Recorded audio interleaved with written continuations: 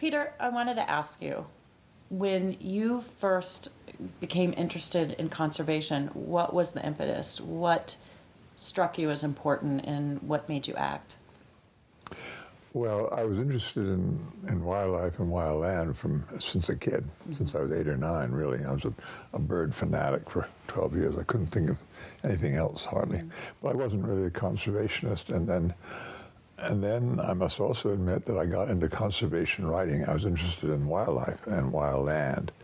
But I wasn't thinking in terms of conservation until I had to write nonfiction for a living. And then I thought, all I know about are birds and boats. So I'll have to combine that. And I started doing a piece for the old Sports Illustrated, actually. And I sold them on the idea, and they didn't think they wanted to do it. And it wasn't a good idea for them or for me, really. But they sent me all around the country to all the fish and wildlife refuges, national parks. And I got to see all the American rare birds, almost all of them. When was this? That was, let's see, about 1959, about 57 through 59, yeah. And in doing that, of course, I educated myself about conservation.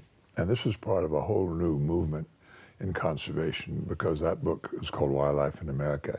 And it came out at the same time as Silent Spring, Rachel Carson's. Oh, of course, yeah. And in fact, Carson and I had the same Fish and Wildlife illustrator.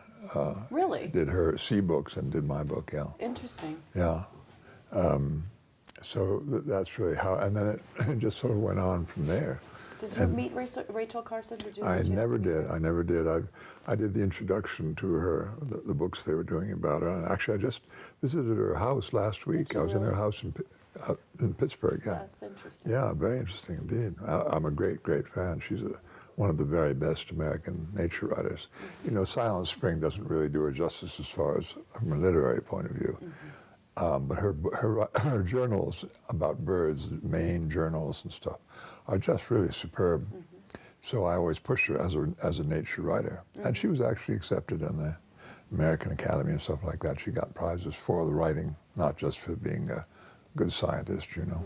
Yeah. So there you were, and you were, in essence, cataloging wildlife, doing some description, cataloging the national parks and refuges. Yeah, well, not cataloging them, no, just really seeing the rare and endangered species. Okay. Yeah. And what, from that experience, motivated you to become a voice for environment? You've done so many books, too many to name, on various issues. Seriously, I mean, you're one of the most esteemed science and nature writers in the world.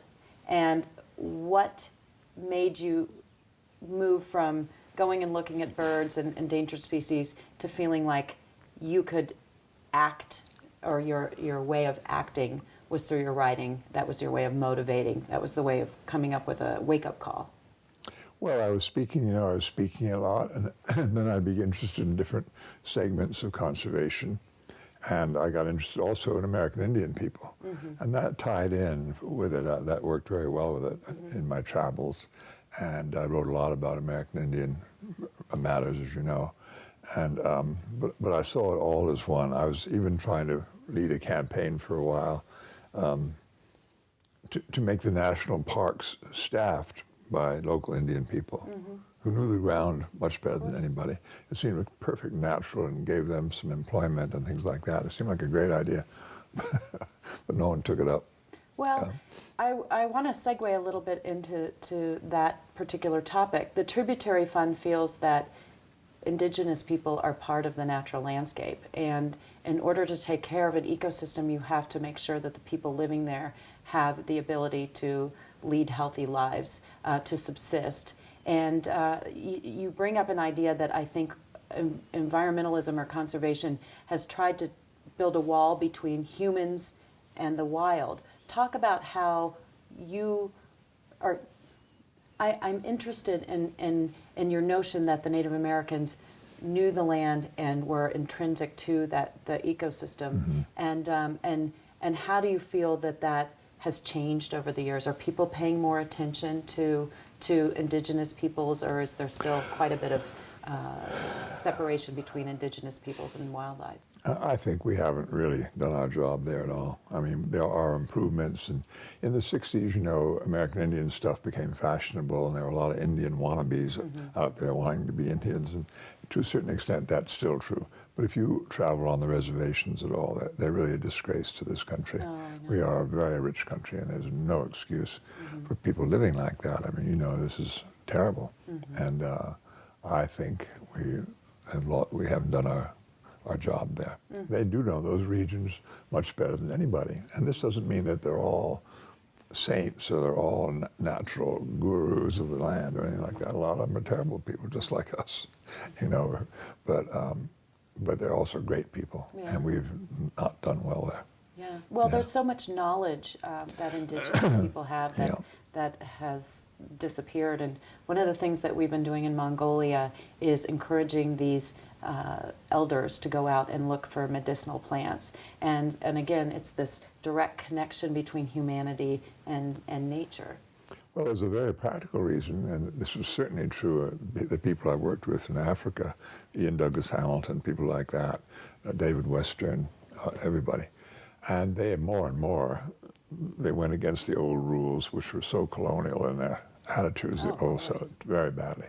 And this is the best possible way to protect the land and keep it and keep the poaching, keep the meat hunting down. Because if to the local people it's a disgrace to go out and kill the animals, which are now really the source of a great deal of their income, then the community turns against the hunters who are actually doing that. Yeah. Whereas before they were behind them, they were, you know. So I think that you bring them into the whole equation and everything works better. Well, It's their land too. They're proud of it. They protect it. And so they have that attitude instead of being patronized by people, you know, who come in and make money off it. And they can't even go into the parks. They're not allowed in because, first of all, they haven't got any cars. Second of all, the animals are dangerous. You're not allowed to go in there on foot sometimes. And so the irony is that they can't go and see their own animals, and many of them never have seen their animals. All they know about animals is the elephant that comes in or the leopard that comes in and takes a child or a goat or something like that. Elephants come in and tear up the shamba there. You know, they see everything the wrong way, whereas if they're included, it's very different. Yeah.